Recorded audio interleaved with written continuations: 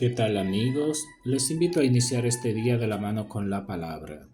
La liturgia de la palabra de este sábado 5 de agosto tiene como primera lectura del libro del Levítico 25, 1 y del 8 al 17. El año jubilar cada uno recobrará su propiedad.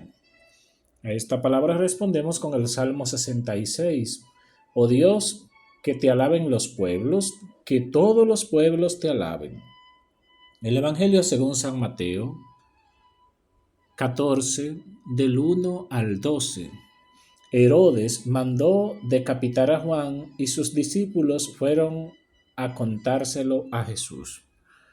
El mensaje de hoy nos presenta dos ideas. Lo primero es el año jubilar y lo segundo, el martirio de Juan el Bautista. Vamos a ver.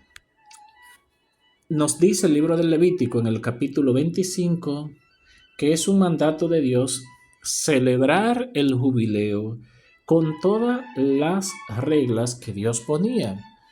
Decía que el año jubilar se celebraba cada 50 años. Y al llegar esa fecha, era fiesta, no se trabajaba, la tierra se dejaba libre, un pueblo que vivía de la agricultura se dejaba libre y cosechaban lo que la tierra producía sola y dejaban la tierra descansar.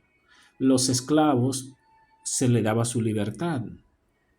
Las propiedades rentadas volvían a su dueño y el que la rentaba tomaba en cuenta qué tiempo quedaba para que se celebre el año jubilar y en base a las cosechas que podía sacar durante esos años era el precio de la renta.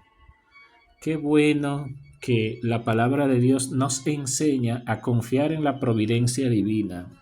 No todo es trabajo, no todo es negocio. Hay que dejar espacio a la providencia. Hay algunas cuestiones que podemos calcular y en base a nuestro trabajo producir y poder obtener ganancia. La celebración del jubileo nos enseña que Dios es bueno y que si uno confía en Él y cumple sus normas, Él se las arreglará para que podamos subsistir con cierta bonanza, sin tener que morirnos de hambre o caer en la mendicidad. Esto nos enseña la celebración del jubileo.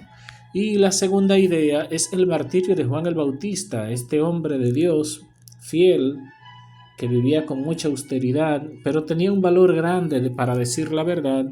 De ahí que al rey Herodes, que estaba metido en su vida de pecado, el profeta le anunció y le dijo: mira, tú estás viviendo en pecado, tú estás en adulterio.